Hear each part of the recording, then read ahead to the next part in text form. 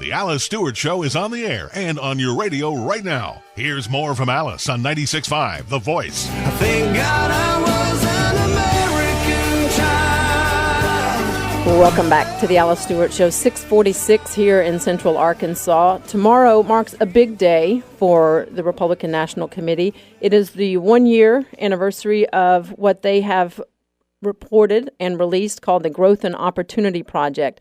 It was laid out by Chairman Reince Priebus, looking at what they did right and what did not work so well in the 2012 elections. And here to talk about that, I am joined with the chairman himself, Chairman Reince Priebus of the Republican National Committee. Chairman Priebus, good morning.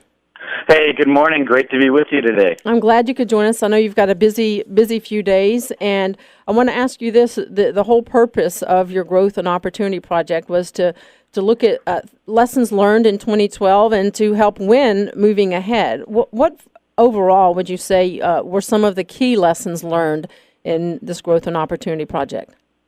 Well, let me say this. I think overall, when I describe the changes that we're making at the RNC, I think most people say, well, that probably seems intelligent and reasonable. Unfortunately, I think intelligent and reasonable is not what's been going on. So let me just tell you what it is overall. First of all, the National Party has, for one reason or the other, existed in large part to supplement a presidential nominee. And I think that's a real big problem, because what ends up happening is that the RNC just is a part-time organization that shows up about once every 4 years, 5 months before an election. And the biggest change is that we are now funding and operating a nationwide ground operation that never goes away. And two parts. One, we have a permanent structure in every battleground state across the country that we are funding and organizing and running. We have a massive Hispanic, Asian, and African American engagement program. So that's on one piece. Right. The second piece is that we're funding all of the targeted Senate, House, and governor's races across the country for 2014, obviously in a huge way in Arkansas. That's number one. Number two is about a $35 million digital and data upgrade. And number three is a rehaul of our primary rules and our debate calendar so that we can get control of our debates, control the moderators, and actually protect our process. So that's the main three things that we're funding and taking care of out of the project.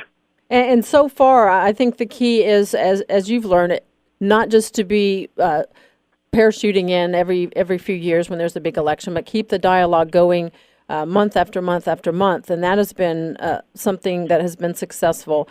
And specifically, now in a midterm, gearing up to big races like the one we have in Arkansas. Right. Another way that you've also done, I want to play an ad. You've launched an ad campaign, Create Your American Dream. And it's Americans talking about issues and what matters to them, and Arkansas is one of the key states. We'll play this ad, and I want to get your thoughts after this. Okay. I believe in opportunity for all. I think children should be the focus of our education system. I believe a strong military equals a strong America. I believe there shouldn't be so much red tape. I vote for religious freedom. Every human life is worth protecting. I vote for an all-of-the-above energy policy. I'm a Republican. I'm a Republican. I'm a Republican. Yo soy republicano. I believe in opportunity for all, and I'm a Republican. And Chairman Priebus, the ads highlight why so many people do vote Republican. And what have you learned and what are you hearing from the people as you've spoken with them? Well, for one thing, I don't think we protect our brand enough as a Republican Party. And I think that that's something that we have to do.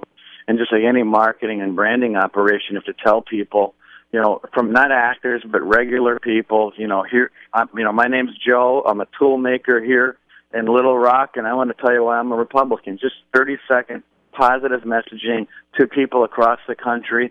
I think part of it's on us. We let the brand, I think, go. We've lost the history of our party. We're the party of equality, freedom, and opportunity, but you wouldn't know it because we don't talk about it. Right. But now we're going to, and I know it's something we should be doing for years and years, but now we are, and that's a big lesson out of the report in protecting your brand like any company and any CEO you have on your show will tell you.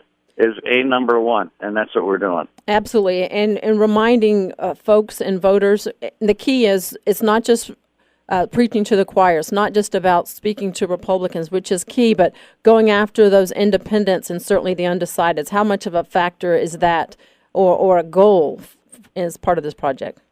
Well, that is the goal. But, it's also a long-term goal, Alice, that we know, we're not going to sit here and carpet the world in 2 years, but we have some interesting thing going on in this country. We've got a Republican Party that can't lose a midterm and can't win a presidential. And that is a conundrum that has to be faced and realized. And so what that means is basically the midterm is very much issue-driven. It's a smaller electorate. On the issues, our party always does better. Mitt Romney won on the question of who's better for a job, who's better for the economy, who would be a better president. But where he lost was on the question of, who do you relate to? Right. Who do you like? Right. Who do you think cares about you? And that has a lot to do with how people feel, who gives people hope, and also how do people feel about your party, and what is that sense that people have walking into the voting booth? That's a presidential year feeling, and that is something that is a little bit more intangible that we have to be doing on a year-round basis. Right. And one last question for you. Chairman Priebus says we head into November, many big races here in Arkansas, but all eyes on Senator Mark Pryor going against Congressman Tom Cotton. And certainly, how big a factor do you see Obamacare being in this race, and how do you see that moving forward? Well, Obamacare is probably number one all over the country, and Mark Pryor obviously lied along with President Obama to the people of Arkansas he said you could keep your insurance, he said you can keep your doctor, and he lied about that. But Mark Pryor is also now making some pretty disparaging comments about Tom Cotton, and of all things, Tom Cotton's military service. Right. I'm sure you spent a lot of time on the air on this, but I'll just tell you, I think Mark Pryor should get on the floor of the United States Senate and apologize to not just Tom Cotton, but to the American people and all the people in the military, like my father, who was in the 101st Airborne. And you just don't make comments disparaging or dismissing somebody's military service, especially a young guy who went to Afghanistan, Harvard law grad. It's just so obnoxious and silly. But Mark Pryor is going to lose, and Tom Cotton is a very young new leader in our party that's going to emerge as a leader of this country, and thanks to Arkansas for putting him on the map. Well, we're lucky to have him, and I agree 100% with you. Chairman Reince Priebus, Republican National Committee Chairman. Chairman, thank you.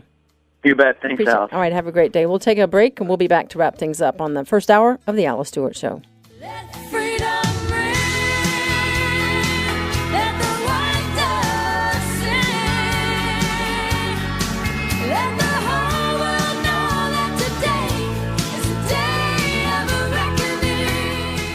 The Alice Stewart Show on 96.5 The Voice.